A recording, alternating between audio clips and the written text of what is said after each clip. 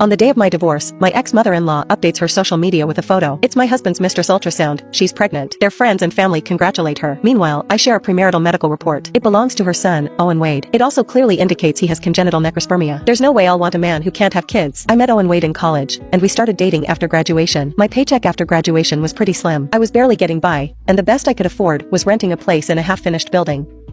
Owen and I worked at the same company, and he'd drive me home after work every day. He'd always get me a little something on holidays, and even if he couldn't swing that, he'd at least take me out for tacos. I grew up without parents, money, or connections, just grandma to lean on. People talked behind me when I was a kid, saying I was just some stray kid grandma took in, but I never believed them. After she passed, I lost the only family I had. Since then, I'd longed for a place I could call home. Since I didn't get much love or attention growing up, I started leaning on Owen more and more. When we were dating, he was sweet, thoughtful, and always careful with my feelings. He never judged my family or where I came from. I was young then and mistook that basic kindness for love. When he proposed, he promised me we'd have a happy future, and I was thrilled to marry him. But after we got engaged, his relatives started whispering in his mother, Mildred Manning's ear. They called me a gold digger trying to marry up and a nobody with a sketchy past. Some even hinted I might have some infectious illness and pushed for me to get a checkup before the wedding. I sighed, deciding to take it all in silence for Owen's sake. When the results came in, I found out he had congenital necrospermia, which meant he couldn't father children, and there was no cure. I cherished our relationship and loved him deeply, so I kept it a secret to spare his feelings. I wanted us to have a good life together. Back then, I believed that as long as we loved each other, it didn't matter if we couldn't have kids. If we really wanted a family, we could always adopt.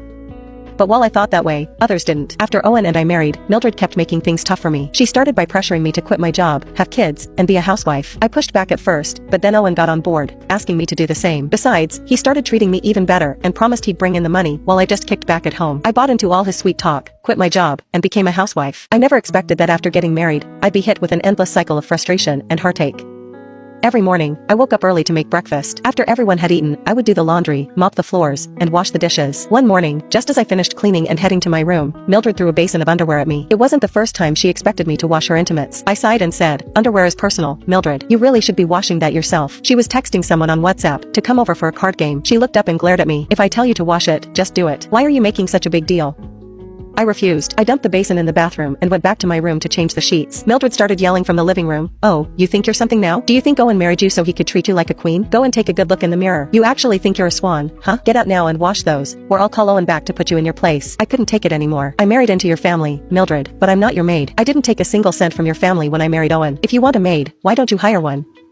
I stormed off to my room and slammed the door behind me. Then, I threw myself on the bed and cried into the sheets. Mildred wasted no time playing the victim. She called Owen, sobbing as she spun the story in her favor. When Owen came home, he yanked me off the bed. "Paige, apologize to Mom." He always took her side, every single time we argued.